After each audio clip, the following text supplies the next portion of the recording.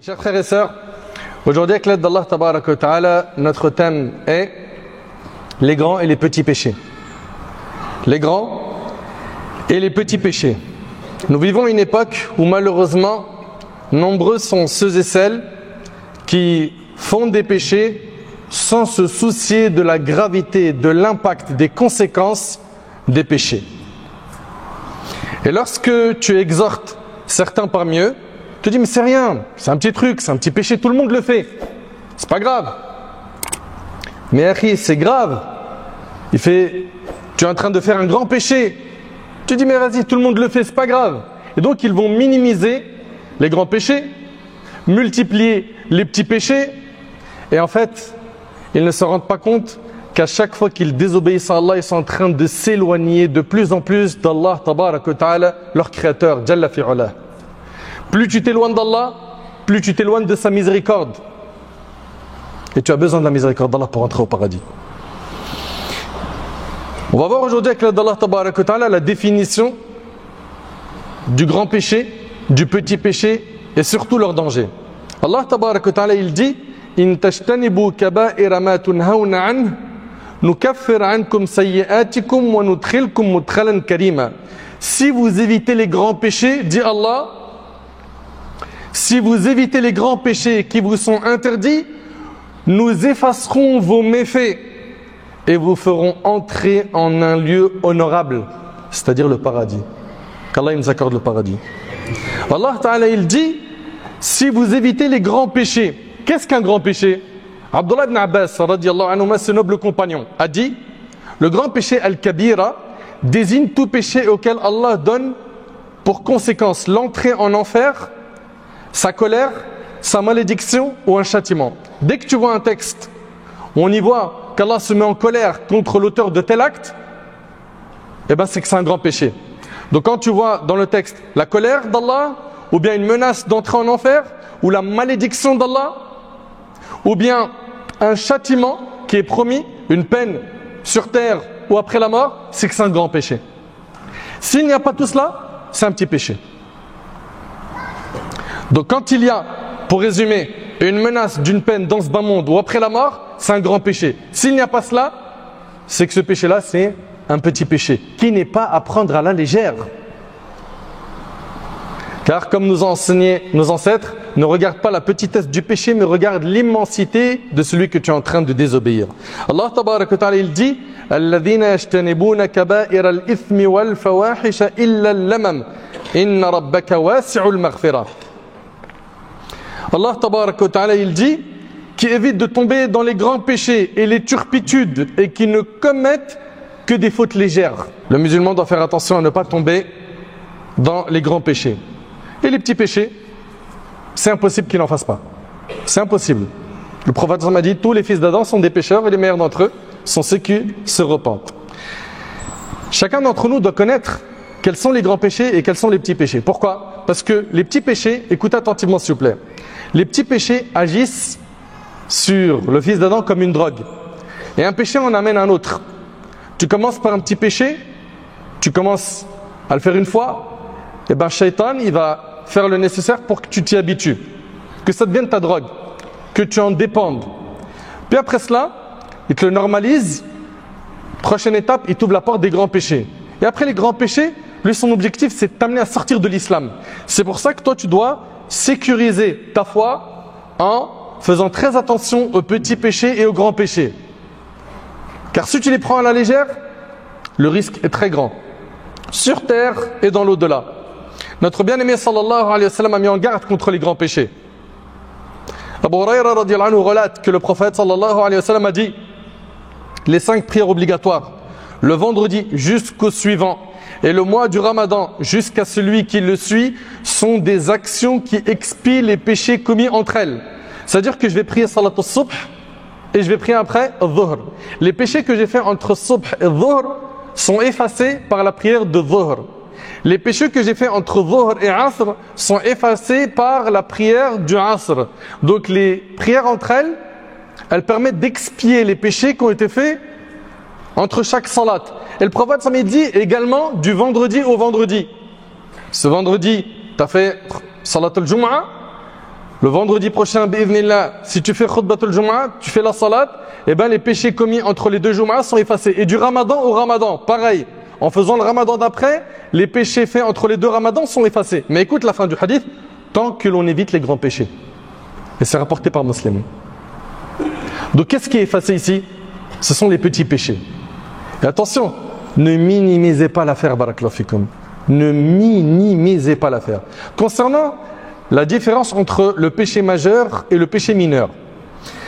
Al-Kabira, le péché majeur, se définit par tout péché dont l'auteur est condamné à une peine légale dans la vie d'ici-bas ou se trouve sous la menace de la malédiction d'Allah, de sa colère, du feu de l'enfer, de l'annulation de ses œuvres ou d'autres menaces du même genre. Et le petit péché, as-saghira, est tout péché n'entrant pas dans la définition précédente, celle du grand péché. Donc retenez que dès que vous voyez un texte où l'auteur du péché est menacé sur terre ou après la mort, c'est un grand péché. C'est enregistré? Très bien. Concernant celui qui fait des grands péchés, est-il toujours musulman? Oui. Avec une foi incomplète. Il reste musulman. D'accord? On ne dira pas de lui qu'il est kafir, comme le font certaines sectes égarées. Yukafiruna bil kabira. Ils rendent mécréant une personne parce qu'il a fait un grand péché. Ahlus Sunnah wal Jama'a, ils disent que celui qui fait un grand péché, c'est un croyant dont la foi est pas complète. D'accord? Et lui, le jour du jugement, il sera sous la volonté d'Allah. Soit Allah il lui pardonne, soit Allah subhanahu wa ta'ala, il le châtie. D'accord? Voilà ce que nous croyons concernant l'auteur du grand péché. Il meurt sans s'être repenti du grand péché, il est tahta mashi'atillah. Il est sous la volonté d'Allah. Allah subhanahu wa ta'ala peut très bien lui pardonner et lui faire entrer au paradis. Et il peut également le châtier pour les péchés qu'il a commis. Mes chers frères, mes chères sœurs, d'après Saïd ibn Jubayr, un homme a questionné Abdullah ibn Abbas combien y a-t-il de grands péchés? Parce que vous retrouvez dans des textes, le prophète il dit écartez-vous des 7 péchés pernicieux. Donc plein de gens pensent que les grands péchés, il y en a que 7. Et beaucoup de gens, quand ils vont parler des grands péchés, vont dire les 7 péchés capitaux sont ceux-là, qui sont dans un hadith qui a été rapporté par notre bien-aimé Muhammad sallallahu alayhi wa sallam. Seulement, il n'y a pas que ce hadith qui parle des grands péchés. Ce hadith en évoque 7, on va le voir dans pas longtemps, Inch'Allah, mais il y a d'autres hadiths qui parlent d'autres grands péchés qui ne sont pas mentionnés dans les 7 qui ont été cités en même temps dans un même hadith. Et quand on les combine, Abdullah ibn Abbas, ce noble compagnon, quand on lui a demandé combien y a-t-il de grands péchés, il a dit, quand on lui a dit est-ce qu'ils sont 7, il a dit ils sont plus proches de 700 que de 7. Ils sont plus proches de 700 que de 7. Sauf qu'il n'y a pas de grand péché avec la demande de pardon. Si tu fais un grand péché, ce qu'il faut, c'est une tawba nasuha. Ça ne suffit pas pour quelqu'un qui a fait un grand péché de dire astaghfirullah. Un exemple de grand péché, quelqu'un, il fait craquer sa mère. Il la met en colère, elle commence à pleurer. Et après il sort et dit bon, j'ai entendu l'imam, il a dit si je prie dhuhr, les péchés que j'ai fait entre subh et dhuhr, ils sont pardonnés. Ben, j'ai fait craquer ma mère, elle est en train de pleurer, je ne lui ai pas demandé pardon, allez je vais prier dhuhr, comme ça efface ce péché. Non, non, tu te trompes. Là, il s'agit d'un grand péché et il faut impérativement un repentir sincère. Le repentir sincère, c'est regretter le péché, sincèrement du cœur, s'en détacher, être déterminé à ne plus jamais le refaire. Et quand il s'agit du droit de quelqu'un, réparer ce qu'il y a à réparer. J'ai pris injustement de l'argent de quelqu'un, j'ai mis ma mère en colère. Comme dans un hadith, le prophète il avait dit à un homme, va faire rire tes parents comme tu les as fait pleurer. Tu les as fait craquer, ils sont tristes contre toi, ils n'en peuvent plus de toi, et fais le nécessaire pour faire rentrer la joie dans leur cœur comme tu les as attristés. Ils sont plus proches de 700 que de 7, sauf qu'il n'y a pas de grand péché avec la demande de pardon. Ils sont effacés par la demande de pardon à tauba. Et il n'y a pas de petit péché s'il est fait de manière répétée. Le petit péché, tu persistes dans celui-ci, ça devient un grand péché. Vous entendez? Et ce affaire est rapporté par Ibn Jarir al-Tabari dans son tafsir et authentifié par l'imam Ibn al-Muflih al-Hanbali. Al-Ghazali, rahimallah, quant à lui, il a dit un petit péché en appelle un autre jusqu'à faire perdre la foi. Mais c'est ça qu'il faut garder en tête en fait. Wallahi, on minimise l'affaire. Les gens qui ont abandonné l'islam, Mais vous réfléchissez pas? Ceux qui ont apostasié, ceux qui ont quitté Din, c'est un cumul de péchés qu'ils ont fait, qui les a amenés à quoi? À la fin, à renier l'islam. Il faut bien comprendre que si le diable, il valide la première étape avec toi, c'est que tu fais les petits péchés et tu les normalises, il t'amène à la seconde, fais les grands péchés. Fais des innovations religieuses. Allez, fais du shirk, fais du kufr, sors par la grande porte. Et à la fin, la personne sort de l'islam. Al-Ghazali, il a dit, un petit péché en appelle un autre, jusqu'à faire perdre la foi et ainsi priver leur auteur du bonheur suprême au moment de la mort. Allahu Akbar. Selon Sahl ibn Sa'd as-Sa'idi, radiyallahu anhu, le prophète sallallahu alayhi wa sallam a dit, prenez garde aux péchés insignifiants aux yeux des gens. Regardez ce qu'il dit le prophète sallallahu alayhi wa sallam. Écoutez bien s'il vous plaît. Méditez sur ces paroles profondes. Prenez garde aux péchés insignifiants aux yeux des gens, car ils sont à l'image du bois rassemblé par un groupe d'hommes qui firent halte dans le désert. Les petits péchés ressemblent à quoi? À des bouts de bois qui ont été récoltés par un groupe de gens. Chaque homme se mit à apporter un bout de bois, si bien qu'ils purent allumer un feu qui leur permit de cuire du pain. Donc les petits péchés, quand ils s'accumulent, ça devient comme un feu. Or, en s'accumulant, les péchés mènent leur auteur à sa perte, et c'est rapporté par l'imam Ahmad. Mes chers frères et sœurs, rapidement, j'ai bien dit rapidement, on va voir ensemble quelques grands péchés, afin de faire très attention aux grands péchés et de les éviter. Le pire des péchés qu'Allah ne pardonne pas si la personne le commet sans se repentir, qu'elle meurt sur ce péché-là, c'est ash-shirk billah, le fait d'associer Allah subhanahu wa ta'ala, le fait d'adorer un autre qu'Allah. Ash-shirk, le fait d'associer Allah. Allah Ta'ala il dit innahu may yushrik billah faqad harrama Allahu alayhi al-jannah wa ma'wahu an-nar wa ma lidh-dhalimin min ansar. Quiconque donne des associés à Allah, Allah lui interdit le paradis et sa destination finale sera l'enfer, et pour les transgresseurs il n'est point de secours. Et notre bien-aimé alayhi salatu wassalam, dans le hadith d'Abu Bakr qui est rapporté par Bukhari et Muslim, il a dit, ne vous informerai-je pas des plus grands des péchés majeurs? Il a répété cela 3 fois. On nous dit, mais si, au messager d'Allah. Alors il mentionna, pour commencer, l'association à Allah. C'est le pire des péchés. Et écoutez bien s'il vous plaît, c'est le seul péché dont son auteur ne sera jamais pardonné s'il meurt sans se repentir de ce dernier. Ici on est en train de parler du shirk, le fait d'adorer un autre qu'Allah. D'accord? L'association à Allah.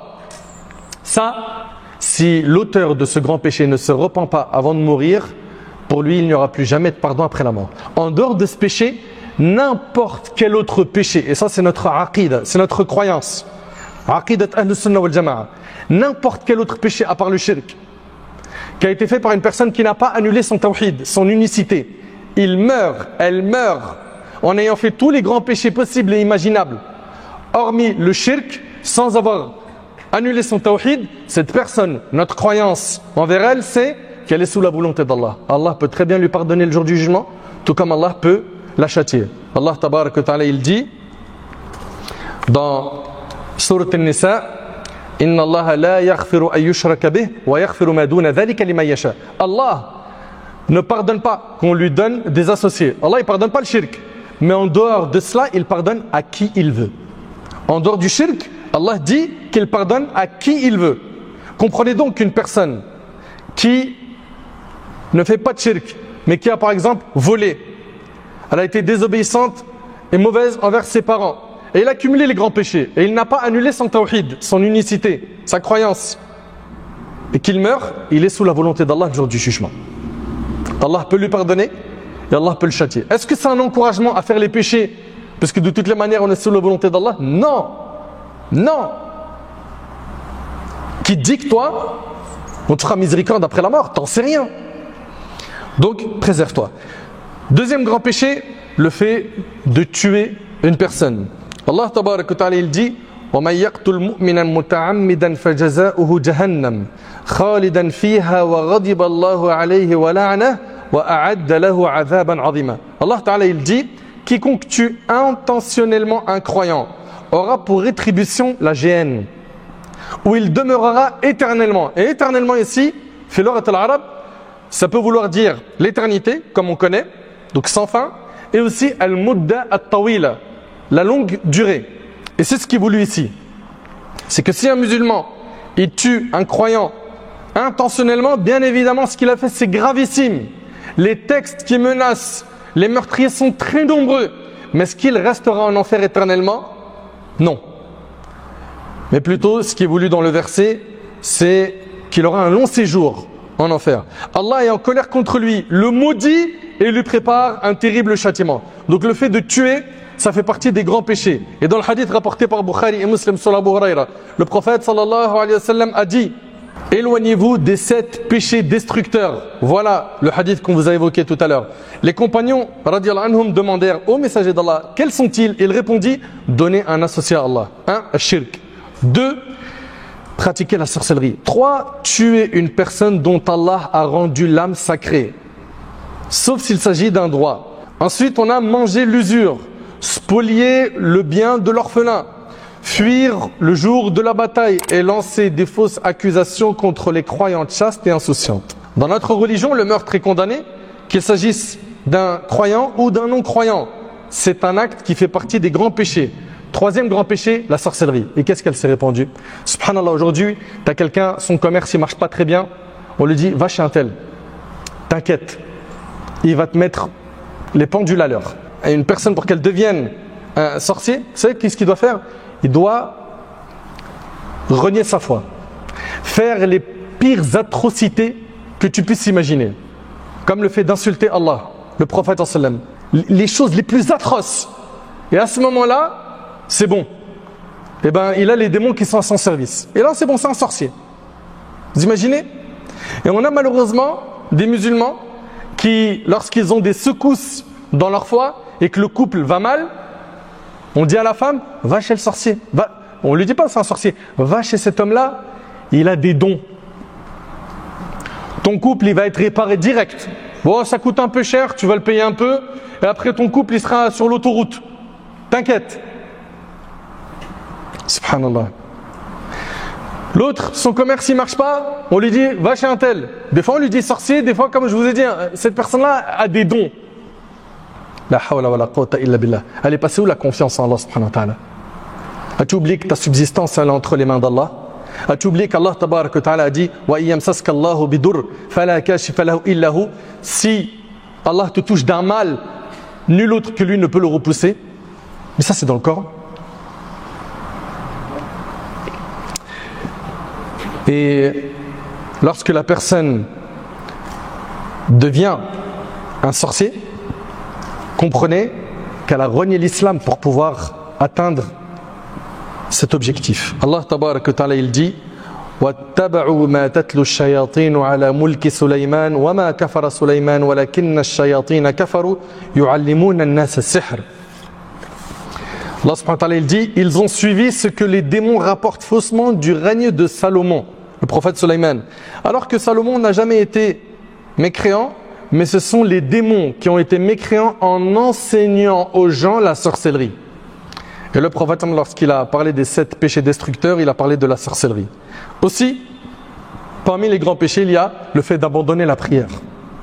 Abandonner la prière. Vous ne vous rendez pas compte en fait à quel point les personnes qui ne prient pas sont dans un grand danger.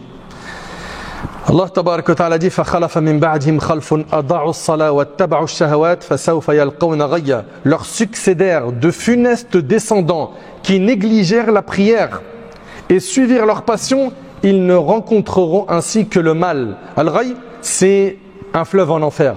Et pour la majorité des exégètes, cette négligence concerne le non-respect des temps d'accomplissement de la prière et non son abandon total qui est une énormité. C'est-à-dire quoi? C'est-à-dire que juste faire sortir une prière de son temps, l'auteur de ce grand péché, il est menacé par un fleuve en enfer.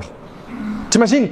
On parle de quelqu'un qui prie, mais il fait sortir la prière volontairement de son temps. Encore, il a une excuse valable. Il est en train de dormir, il a mis son réveil, il ne l'a pas entendu. Ou il a oublié. Et le prophète sallallahu alayhi wa sallam a dit: le pacte qu'il y a entre nous et eux, et la prière, celui qui la délaisse aura certes mécru, rapporté par Tirmidhi. Et le débat de est-ce que celui qui délaisse la prière, il est musulman ou pas, il est très connu. 3 écoles sur 4 le considèrent comme musulman pervers, et l'imam Ahmad rahimahullah le considère comme kafir billah. Aussi parmi les grands péchés, le fait de ne pas sortir sa zakat. Ne pas sortir sa zakat. Monsieur ou madame accumulent des grandes sommes d'argent, ils économisent, ils épargnent, mais ils ne sortent jamais la zakat. Ceux qui ne payent pas la zakat sont sévèrement menacés dans le livre d'Allah et la sunna du prophète sallallahu alayhi wa sallam qu'ils se repentent et qu'ils fassent le nécessaire pour calculer toutes les zakats qu'ils n'ont pas payées dans les années du passé, car c'est une dette. C'est une dette. Il ne suffira pas de dire « je me suis repenti, je n'avais pas payé la zakat pendant tant d'années, c'est bon. J'ai demandé à Allah pardon, ça y est, c'est terminé. » Non, tu te trompes, tu devras rembourser ces dettes. Également parmi les grands péchés, il y a uquq al-walidayn, le mauvais traitement des parents. Allahu Akbar. On vit une époque aujourd'hui où qu'est-ce qu'on voit comme rébellion envers les parents? On a des jeunes qui parlent à leurs parents, on dirait qu'ils parlent à un enfant. Vas-y maman, là c'est bon. Oh là, toujours tu me dis salat, ça suffit. Toujours tu me dis salat, ça suffit. T'as pas honte? Tu lui cries dessus. Allah tabarak wa ta'ala, il nous a interdit de leur dire ouf, fille. Ça, t'as pas le droit de le faire. Juste ta mère elle te dit quelque chose ou ton père et tu réponds pas. Juste ça c'est interdit en islam. Que dire de plus? Que dire de ceux qui quand ils entendent quelque chose qui plaît pas par papa ou par maman, qu'est-ce qu'ils font? Ils regardent leurs parents avec des yeux, on dirait il y a des flèches qui vont sortir de leurs yeux sur leurs parents. Sans compter ceux qui les insultent, qui les font pleurer, qui sont dans la délinquance, qui finissent dans des affaires sombres. Et c'est la maman qui est en train de pleurer au parloir, en train de visiter son fils. Elle a sacrifié toute sa vie pour l'éduquer. Elle a sacrifié ses nuits pour lui, pour son bonheur. Ce qu'il lui donne en retour, c'est des problèmes, des épreuves. Il l'a fait craquer. Pareil pour le père qui ne comprend plus. Pourquoi est-ce que son enfant est devenu comme ça? Hal jaza'u l'ihsan ila l'ihsan. Subhanallah, c'est comme ça que vous répondez au bien qu'ils vous ont fait pendant toute votre enfance, toute votre jeunesse. Allah tabarak wa ta'ala il dit wa qada rabbuka alla ta'budu illa iyyah wa bil walidayni ihsana imma yablughanna 'indaka al-kibara ahaduhuma aw kilahuma fala taqul lahumā uff wa la tanharhumā wa qul lahumā qawlan karīmā. Ton Seigneur vous ordonne de n'adorer que lui et de faire preuve de bonté envers vos pères et mères. Si l'un d'eux ou tous deux atteignent l'âge de la vieillesse auprès de toi, ne leur dis point fille. C'est pas vous êtes devenus trop âgés, allez. On va vous trouver un endroit où vous allez pouvoir vous reposer en paix. Et il les élimine de la maison. Tiens maman, tu seras mieux là-bas. La hawla wa la quwwata illa billah. Rappelle-toi du nombre de nuits qu'elle a sacrifié pour toi. Pour que tu puisses dormir, manger ou faire tes besoins quand tu étais constipé, quand tu étais bébé. Maintenant qu'elle est grande, âgée et peut-être même insupportable par son âge avancé, qu'est-ce que tu fais? Allez. On l'envoie dans une maison de retraite. La hawla wa la quwwata illa billah. Allah Ta'ala dit, ne les rudoie pas, ne sois pas dur avec eux, mais adresse-leur des paroles affectueuses. Allah a interdit Azza wa Jal de leur adresser de mauvaises paroles jusqu'à fille, qui est la moindre d'entre elles. Je ne sais pas si on réalise. Parmi les grands péchés, et là on va en citer beaucoup, il y a la fornication. Il y a le fait de manger l'usure. Il y a le fait de manger les biens de l'orphelin. Il y a le fait de mentir sur Allah et son prophète.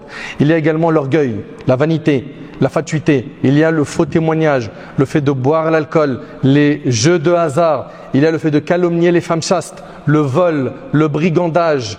Il y a également l'injustice envers les gens en prenant leurs biens, en salissant leur honneur. Tout ça fait partie des grands péchés. Également le mensonge. Également le fait que l'homme ressemble à la femme et la femme ressemble à l'homme. Également ad-dayouth, le fait qu'on a aujourd'hui des hommes qui acceptent le dévergondage dans leur famille. Également le fait de ne pas se nettoyer après avoir fait ses besoins. Également la tromperie. Également le fait d'apprendre la science religieuse que pour la dunya. Également al-man, le fait de rappeler un bien à quelqu'un. La médisance, la calomnie, le colportage, le fait de maudire un musulman. Le fait de se rendre chez un devin, de croire au devin, le fait de faire du tort à ses voisins, le fait de tricher dans le commerce, le fait de porter pour l'homme de la soie ou de l'or, le fait également de rendre mécréant son frère en islam, at-takfir, takfir al-muslim, le fait également d'insulter les compagnons. Parmi également les péchés qui sont gravissimes, il y a le tatouage, l'épilation des sourcils, le fait de se limer les dents pour la beauté. Voilà succinctement quelques grands péchés. Pour ceux qui veulent plus d'informations sur ce sujet, je vous invite, Inch'Allah, à acheter le livre des grands péchés de l'imam Al-Dhahabi, rahimahullah. Et pour terminer, craignons Allah tabaraka wa ta'ala. Craignons Allah qui nous entend et qui nous voit. Sache que plus tu vas apprendre à connaître Allah, plus tu auras de la pudeur envers lui. C'est pour ça, si aujourd'hui on doit se concentrer sur quelque chose pour s'éloigner des grands péchés, des petits péchés, il faut apprendre à connaître Allah. Apprendre à le connaître par ses noms et par ses attributs. Plus tu vas augmenter ta connaissance d'Allah subhanahu wa ta'ala, plus ton cœur sera rempli de taqwa, de piété. Plus tu auras honte de lui désobéir. Plus tu vas l'aimer. Quand on aime Allah subhanahu wa ta'ala, on a honte de lui désobéir. Parmi les choses également qu'il faut garder en tête, c'est que tu dois te rappeler qu'Allah subhanahu wa ta'ala nous voit quand on est en secret et quand on est en public. Et la personne intelligente est celle qui va se préparer pour ce qu'il y aura après la mort. Et la personne incapable et négligente et paresseuse et feignante est celle qui va remettre à plus tard, procrastiner, suivre ses passions jusqu'à ce que la mort la frappe. J'implore Allah tabaraka wa ta'ala de nous éloigner des grands péchés, des petits péchés. J'implore Allah tabaraka wa ta'ala de faire de nous des pieux. J'implore Allah subhanahu wa ta'ala de nous accorder une bonne compréhension de sa religion.